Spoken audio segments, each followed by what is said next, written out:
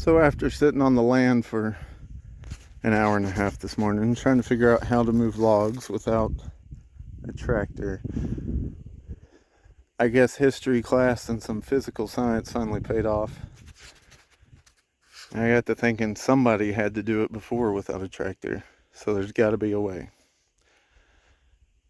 So eventually I rigged up this chute or rail system with the smaller logs to roll them all down to this pile. I've still got to pile some up, but I got most of the logs out of the area. There's still some cleaning up to do. Some of these I'm not using for lumber logs, but for posts, so they're longer and lighter, so they can be handled by hand. Excuse the pile of pallets. Those have gotten too rotten and will be burnt. And then the trash pile has been collected from near the road. There are already more.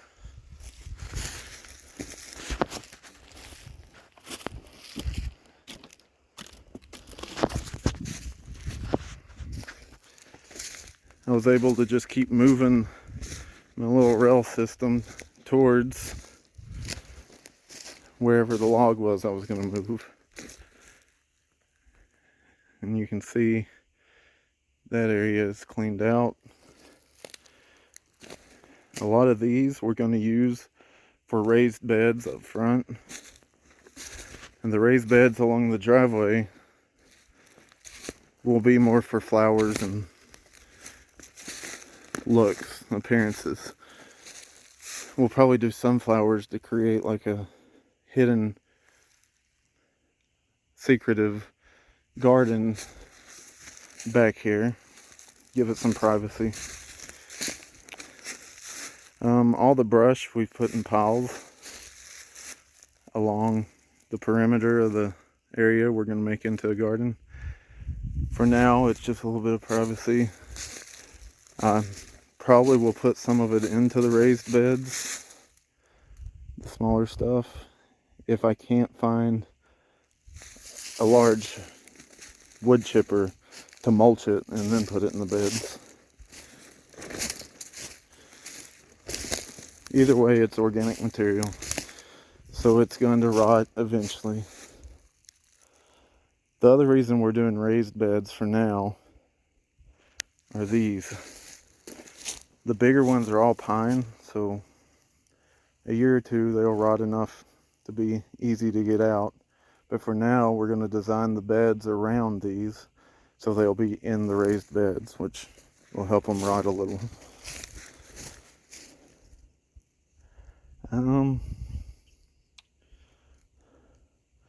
There's the greenhouse disaster. I still haven't repaired it.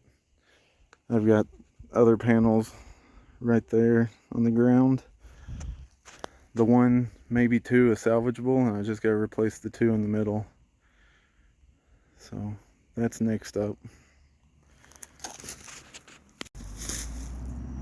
Here are the pile of posts we have so far, just for projects, building fence around chicken pens or whatever it may be.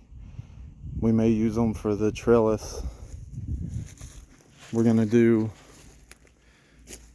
where the truck's sitting through here will be raised beds out of the logs. And then somewhere about where that split is will be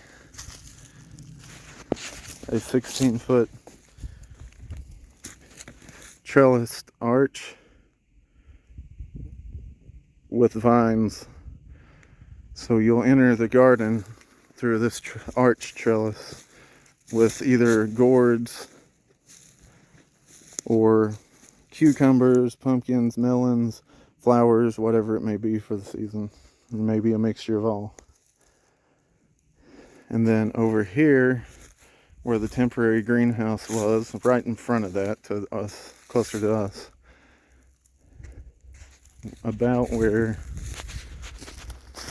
those logs are, will be a 10 by 20 or 12 by 20 shed.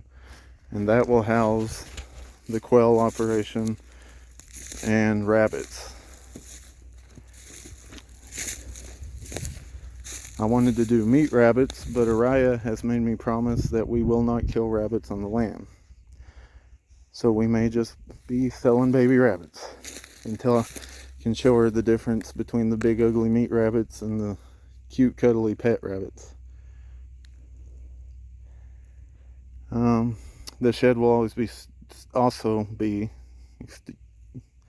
apparently I'm dehydrated and can't talk, will also be for storage and a brooder for all our small poultry, so on. And from that shed, this will all be a clear, open area, probably up to where this side of those logs are. And we want to do events and classes on homesteading and farming and agriculture and whatever else. Maybe do some birthday parties or whatever it may be in this area. And then about where those logs start, there will be 8 total, but 2 sets of 4 raised beds going this way. So 1, 2, 3, 4, so on and so forth. And then over here will be 4, with a walkway through the middle. And yeah, right now it just looks like a mess, so it's hard to picture. But hopefully within the next month or so, it'll all come together. Over here next to where the shed is, we're going to do 2 of the IBC 300-gallon totes and collect rainwater off the roof to help water the garden. May not fully sustain it, but it'll help. And out of that, we'll also water the animals in the shed.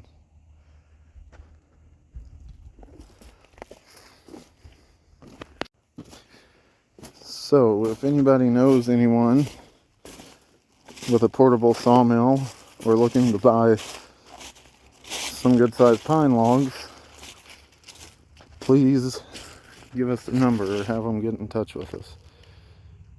This is just off this little 70 by 90 area, and as you can see, our 8 acres is covered in pine, and we've got a lot more we would like to have cleared.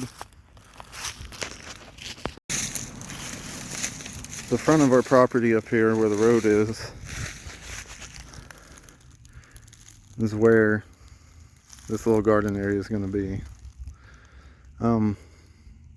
I feel guilty for cutting all these trees down. I love trees. My wife loves trees.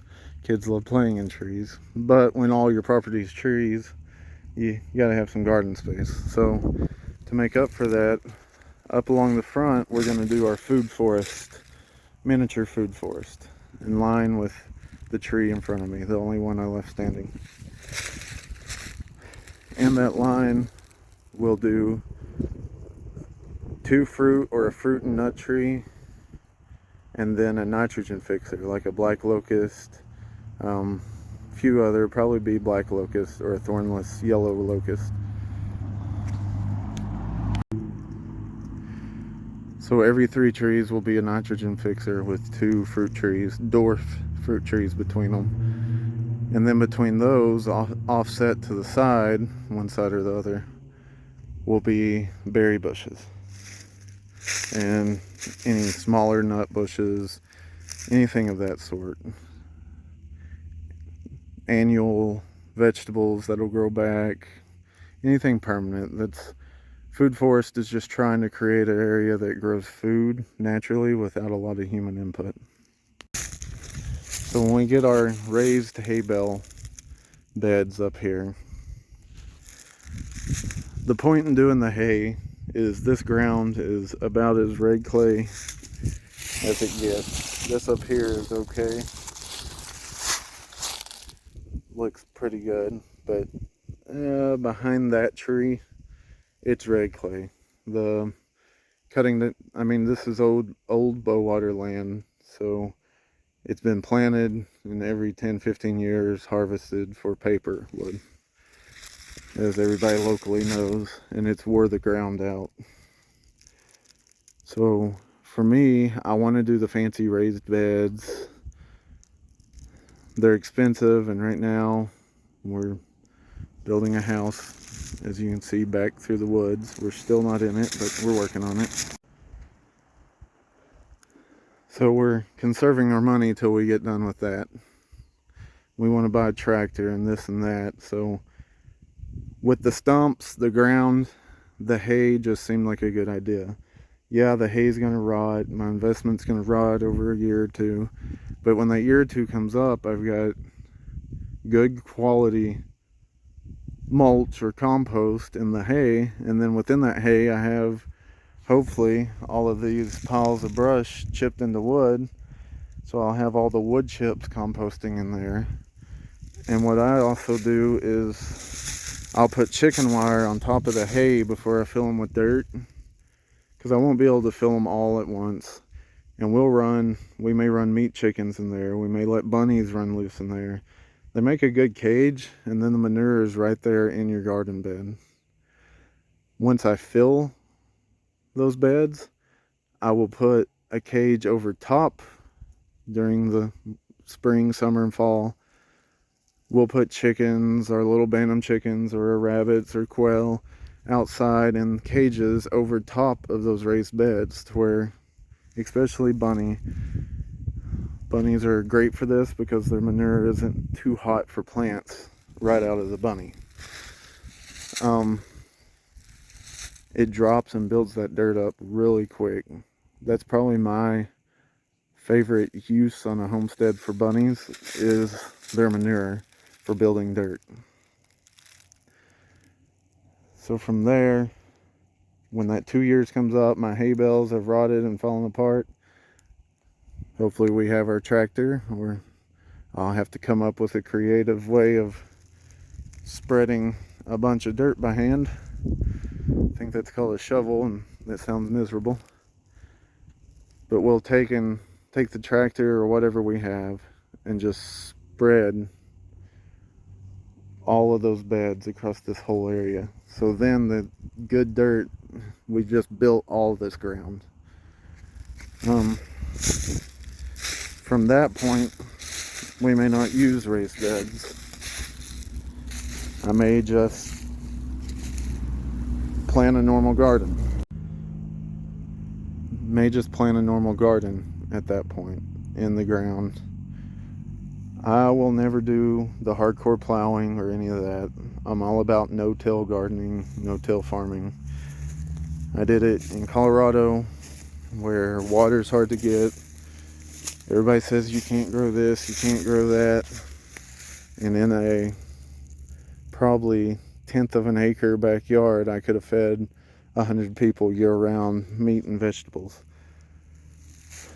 So these no-till gardening methods that everybody thinks are new methods, but they're really ancient methods, they work. And they work really well and involve less labor. So all about working smarter, not harder. Like I said, the split up there will be the arch trellis, sunflowers on both sides of it to make kind of a privacy fence. Eventually we'll have beautiful fruit trees up here and along the other side, that bank, all the way up to the house. Looking at future, putting a pond right here behind where the greenhouse is. That's where they put all the brush.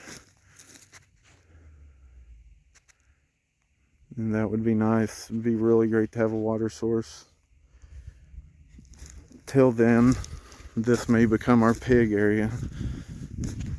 We're gonna do forest raised, equivalent of pasteurized pigs. If you watch our YouTube channel, that was the plan up here. But plans change. Our next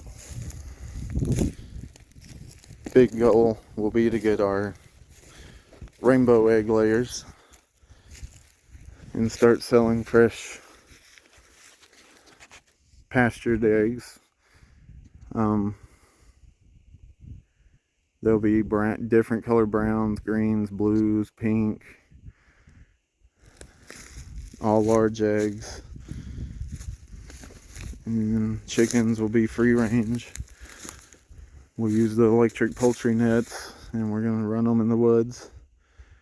And we will supplement them with feed. That's all for today. I'm going to go home and get some water. I ran out about 2 hours ago. And rest a little bit. We will talk to you guys later.